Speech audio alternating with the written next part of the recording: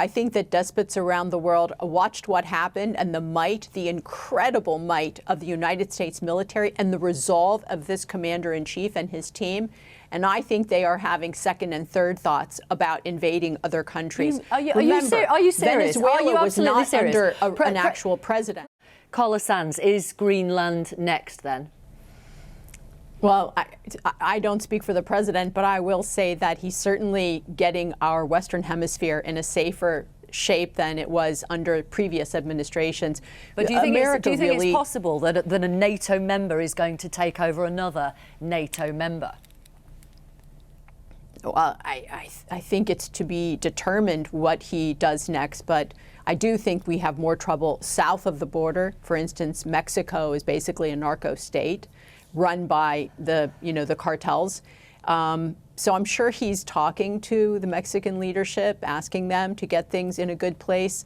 But when we see what's happening from Colombia, he's right. I mean, things are not in a good place. I noticed he said kind of Cuba's not doing so well. We'll just let it collapse on itself. President Trump looks at the world as it is, not as he wishes it was.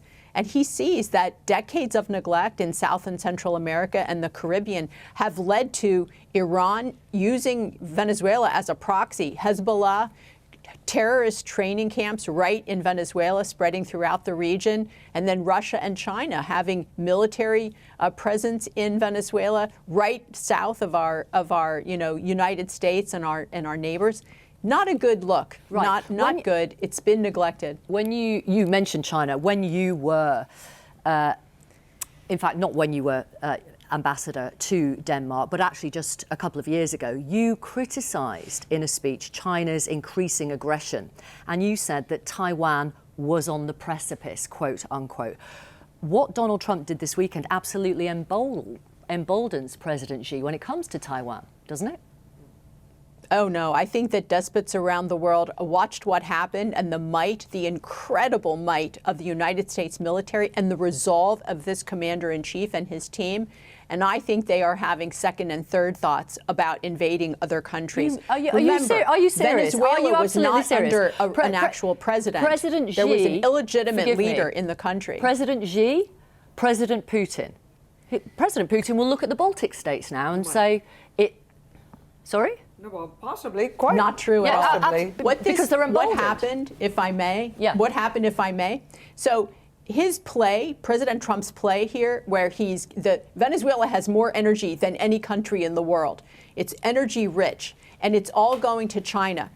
This is about trade with China and getting fair trade. Forgive me, Carla Sands. A lot of it is, but it's been decimated by ill management. Forgive me. I want to put some facts into the conversation, if I may finish. No, I'm going to put some facts into this conversation. And the fact that this puts pressure on Russia because it's going to bring down the price of energy and hurt Russia's prosecution of the Ukraine war. Do you know what percentage of oil imports to China come from Venezuela? Do you know what the figure is? It's 4%. Tell me. 4%. Okay.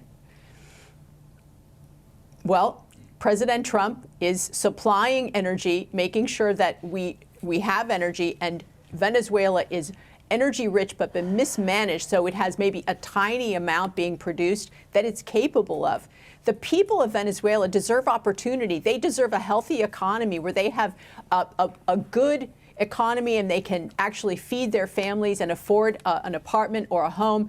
Remember, Venezuela was more rich than the United States at one time, but socialism under first Chavez and now Maduro has decimated their economy. Now they have I think it's the lowest GDP of any South American country, where they were the richest by far. Okay. It's because of mismanagement and socialism. You are chair of the foreign policy at the America First Policy Institute.